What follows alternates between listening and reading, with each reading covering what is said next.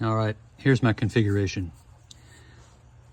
Again, 1977 Camaro, small block Chevy 305 with Edelbrock manifold and valve covers that unfortunately the previous owner destroyed one of the threaded holes. The final configuration will look like this, where we're going to use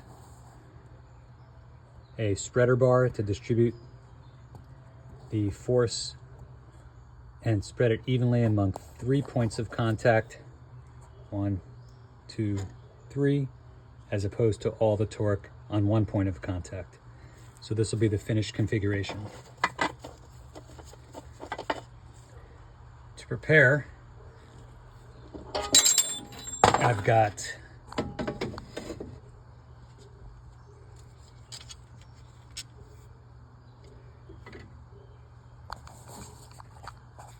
a good hole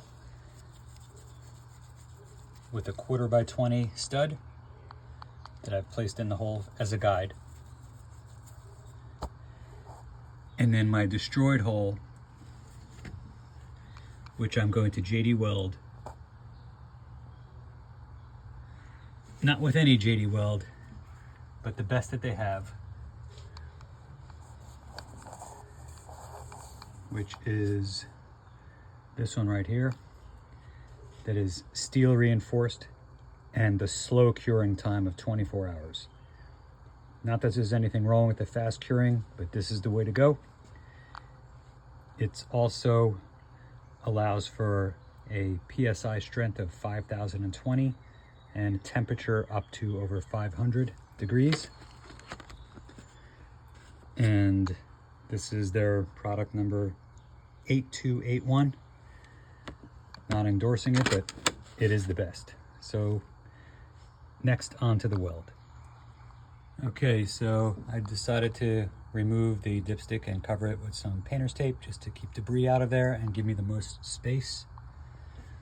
As you know, this is a 2-part system, both the steel and the hardener epoxy mix.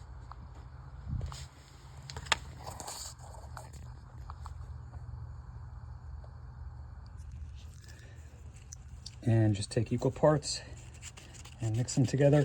They do make a translucent one, but I opted to go with the black and white. That way when you mix, you get a nice gray color, as you're starting to see here.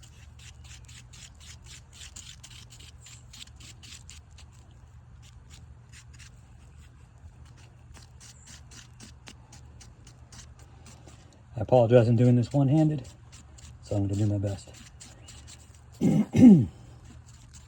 Once you get that solid gray, which I believe we're at right now, you're good to go.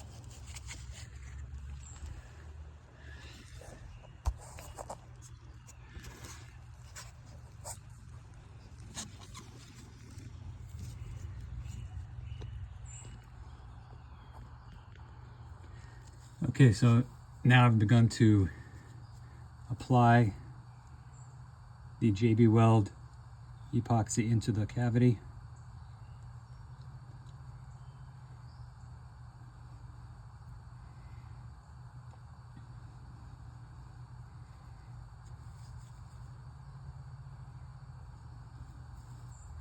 Like so. I chose this style because number one, the top has a hex head, so you can torque it, although these only get torqued to like 60 to 72 inch-pounds, so it's a very small torque. You can almost do it by hand. But I also chose it because the stud is removable, and if you look closely here at the end, you'll see a Phillips head, which is fantastic. So I can use that to install as well.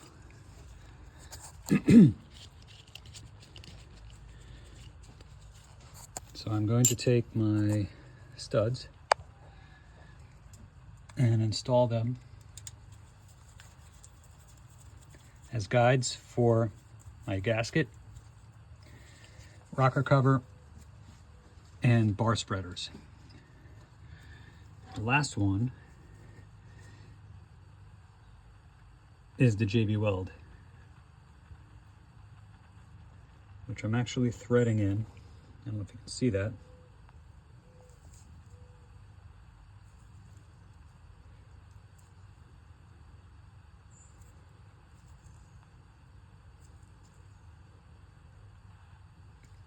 Into the hole. I'm going to remove my excess weld from the mating surface.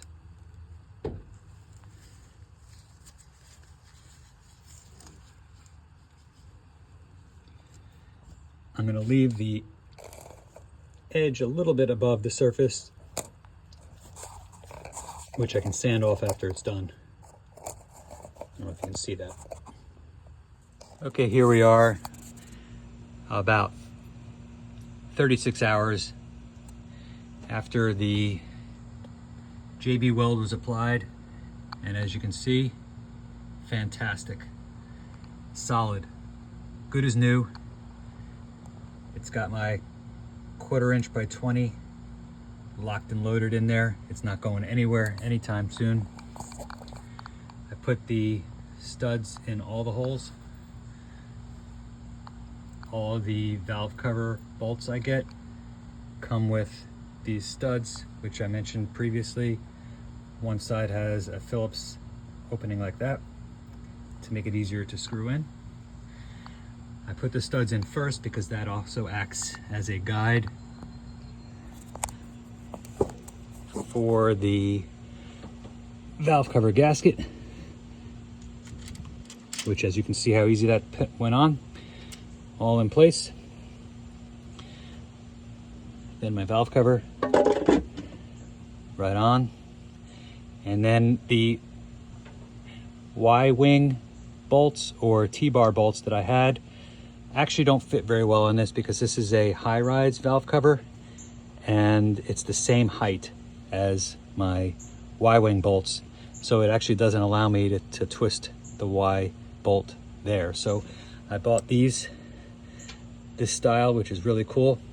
Also have a hex end, so I can use a socket, and I'll just show you right here what they look like when they go on.